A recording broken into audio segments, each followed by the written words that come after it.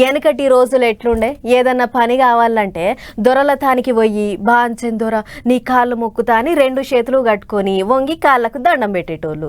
ఆయన కానీ పని అవుతుందని నమ్మకం లేకుంటుండే. అప్పుడంటే అట్లుంటుండే కానీ ఇప్పుడు అసొంటి ఏం లేవోలేన్రి అని అనుకుంటుర్రా?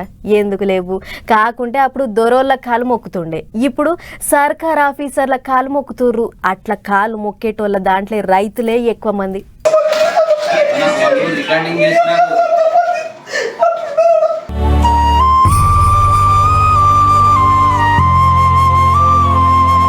అన్నం పెట్టేటి రైతుకు అరిగోసలు గోడున ఏడ్చిన కాళ్ళ మీద పడి దండాలు దస్కారు పెట్టుకున్న కనికరం లేకుండా అయ్యింది అధికారులకు.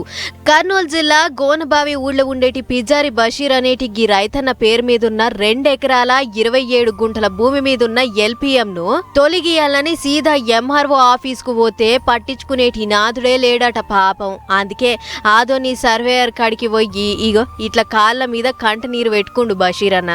అంతేనా అనే అన్న? 120 సర్వే నెంబర్ సార్. మా భూమి ఎక్కువ ఉందని ఇడిపించినాడు సార్ సర్వేర్. 40 సెంట్లు ఇడిపించినాడు సార్.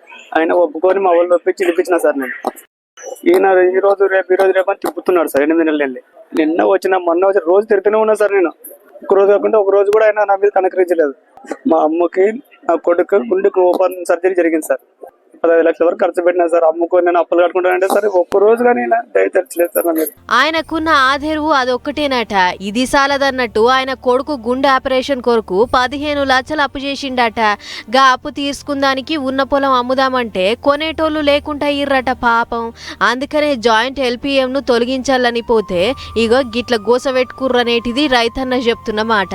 అసలు LPM అంటే ఏంటిది అనంటే ఒక సర్వే నెంబర్ మీద 2-3 భూములు ఉండటము.